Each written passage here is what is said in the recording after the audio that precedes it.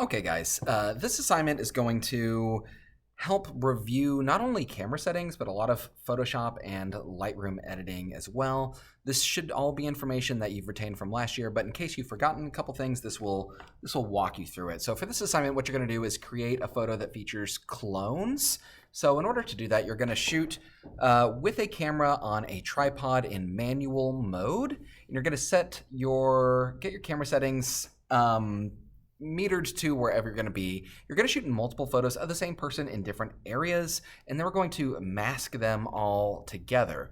So here, as you can see, I've got multiple photos of the same kid sitting at different parts of the classroom, and what I'm going to do is mask these all together. So I've imported them into Lightroom, and what I'm going to do now is edit them. So I'm going to edit one picture at a time. I'm going to adjust the white balance a little bit. Maybe pull up the clarity. For me, most of our classrooms look a little too yellowy, so I'm going to desaturate the yellows just a smidge. Now, of course, if I've edited one picture, I need to edit those other pictures so that they all have a similar look and feel to them. So I'm going to hit the word copy down here in the bottom left-hand corner. And then I'm going to go to the other pictures that I'm going to use, and I'm going to hit the word paste. And it will apply that same edit to all of my other images. So I'm just going to click through them, hit the word paste until I've got them all with the same little edit. That should be fine.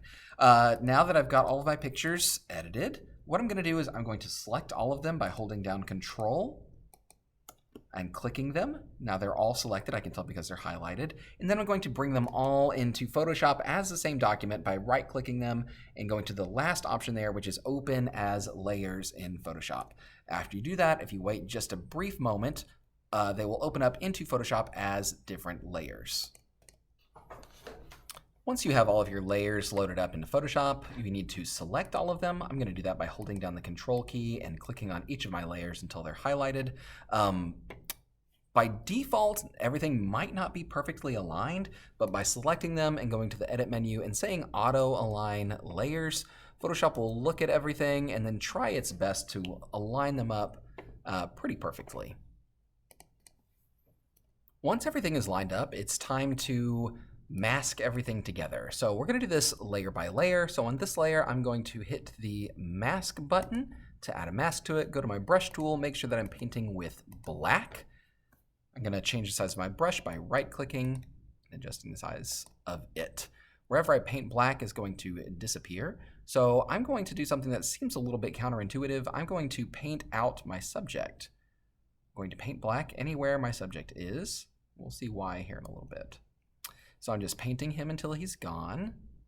And then what I'm going to do is, if you mess up, you can paint back with a different color. Whoops, sometimes you might have to zoom in order to do this very precisely. Okay, I'm going to hit Control-I when I'm done. After you do that, it should see through to the next layer. Now we can see here that there's a little bit of overlapping, so what I'm going to do is say that I'm going to stay in this mask right now, and I'm just going to paint black right there in order to cover up this part of the chair.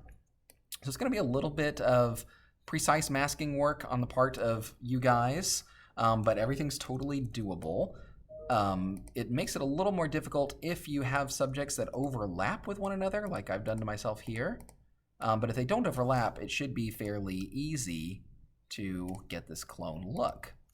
The hard part is getting the original shot. So you want to make sure you shoot in manual mode with manual focus.